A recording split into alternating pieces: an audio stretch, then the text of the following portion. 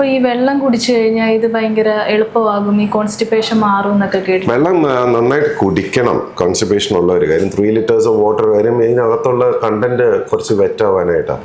ഇതിനകത്ത് കൂടുതൽ നേരം ഇരിക്കുന്തോറും ഇത് ഡ്രൈ ആയി തുടങ്ങും. കാര്യം ഈ കുടൽ എന്താ ചെയ്യണമെന്ന് പറഞ്ഞാൽ ഇതിൻ്റെ വെള്ളം മുഴുവൻ വലിച്ചെടുക്കും.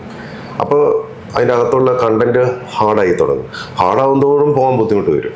അപ്പോൾ അത് വരാതിരിക്കാനായിട്ട് നന്നായിട്ട് കണ്ടന്റ് അവിടെ വാട്ടർ കണ്ടന്റ് അവിടെ വേണം. കാര്യം ഈ നന്നായിട്ട് വെള്ളം കുടിച്ചാലേ ഇതിനകത്ത് വെള്ളം കയറുള്ളൂ. കാര്യം ഇത്ര ആദ്യം പോകുന്ന വെള്ളമൊക്കെ ഇവിടെ വരും, പിന്നെ ഈ ചെറുകുടലിൽ വരും. ഇതൊക്കെ വലിച്ചെടുത്തിട്ടല്ലേ വൻകുടലിനൊരു അംശം വെള്ളം കിട്ടുള്ളൂ. അപ്പോൾ ആ നന്നായിട്ട് വാട്ടർ കണ്ടന്റ് നമ്മൾ ഡയറ്റിലുണ്ടെങ്കിലേ സ്റ്റൂള് വെറ്റാവുള്ളൂ. അപ്പോൾ വെറ്റായ സ്റ്റൂള് പോകാൻ എളുപ്പമായിരിക്കും. അപ്പോൾ ഈ മരുന്നല്ലാതെ നമുക്ക് ഈ കഴിക്കുന്ന ഭക്ഷണം കൊണ്ടോ ഫ്രൂട്ട്സ് ഒക്കെ ഉപയോഗിച്ചിട്ട് ഈ കോൺസ്റ്റിപ്പേഷൻ മാറ്റാൻ പറ്റും? കാര്യം ഫ്രൂട്ട്സിനകത്ത് ഒരുപാട് ഫൈബർ ഒക്കെ ഇല്ലേ. അപ്പോൾ നല്ലതാണ് ഫ്രൂട്ട്സ് കഴിക്കുന്നത്. ഇഷ്ടംപോലെ ഫ്രൂട്ട്സ് കഴിക്കണം, ഇഷ്ടംപോലെ ഫൈബർ കഴിക്കണം. അപ്പോൾ അങ്ങനെ കഴിച്ചു കഴിഞ്ഞാൽ ഡെഫിനറ്റ്ലി കോൺസ്റ്റിപ്പേഷൻ ഒരു പരിധി വരെ കൺട്രോൾ ചെയ്യാൻ പറ്റും. ഈ ഡൈജഷനുമായിട്ട് എന്തെങ്കിലും ബന്ധമുണ്ടോ?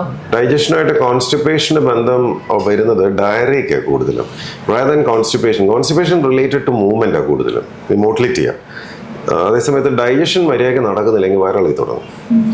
ഡൈജഷൻ എന്ന് പറയുന്നത് സ്റ്റൊമക്ക് തൊട്ട് മാത്രമല്ല, ഉമിനീര് തൊട്ട് തുടങ്ങുന്നതാണ്. The moment you put food in your mouth അന്നേരം തുടങ്ങും ഡൈജഷൻ. അത് കഴിഞ്ഞ് താഴോട്ട് ഇറങ്ങിയാൽ പോണ വഴിക്ക് ഏതെങ്കിലും പ്രോഡക്റ്റ് ഡൈജസ്റ്റ് മര്യാദയ്ക്ക് ചെയ്യുന്നില്ലെങ്കിൽ വയറിളകവും വയറ് വേദനയും അതിൻ്റെ ഭാഗം. ഇപ്പോൾ ലൂസായിട്ട് ഇങ്ങനെ പോയിക്കൊണ്ടിരിക്കും. അപ്പോൾ അത് കോൺസ്റ്റിപ്പേഷനേക്കാളും കൂടുതൽ ഡയറിയ ഉണ്ടാക്കുന്നത്.